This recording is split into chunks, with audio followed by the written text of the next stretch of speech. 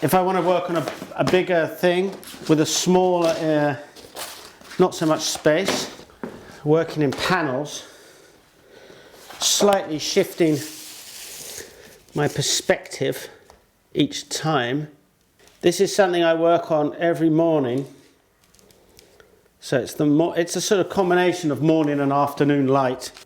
It can often start, it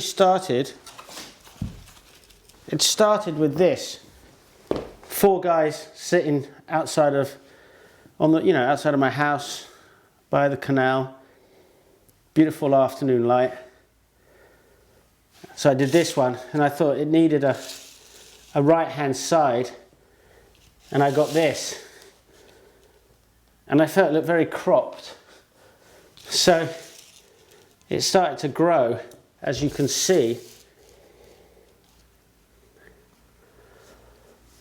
And then actually, I don't know how clearly you can see this, but that's the morning light with the sun shining very much in your eyes. So you get to see the tree as a silhouette. This is a view that I've painted many, many times because it's just outside of my window. So there you are. I love using ink. I love the fact that there's no going back. You know, once you've killed the light, that's it. It's gone. So you make decisions and you are forced to stick with them. I mean, I suppose you could decide you don't like one panel, get rid of it and do it again. But the actual act of painting requires a sort of certain amounts of depthness and, I don't know if bravery is the right word, but confidence in a way. And it's about leaving the light. The light is already on the page. What you don't paint is light. Each panel, each piece of paper has to work within itself. I work on them 2 at a time, but I also work on just one of them at a time.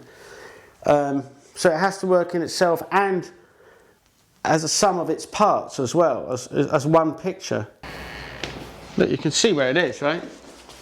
But it's a different light now, but the whole background was very much in shadow.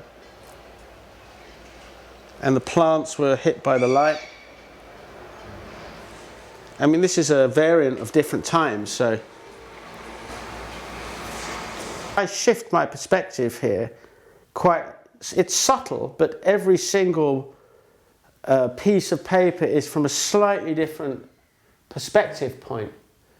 And what you actually get when you do that, it's not my idea, of course. The Chinese did it in the Chinese scroll paintings.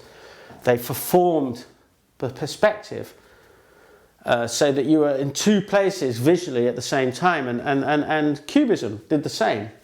That you look from here and here and here and under and above and around, all on one picture plane. And this is a similar, more subtle version of that. What happens is that you step inside of the picture plane. It's the same with this one here of the Vondel Park. It's also done from varying perspective points. And that gives you a sense of space and a sense of being there in a different manner than, say, a Canaletto looking from one point perspective. You're stepping inside of the frame, you're stepping inside of the picture frame. I mean, it's a well-known way of working, which I just found really interesting. I stumbled across it, only to find out, of course, that it had been discovered 600 years ago.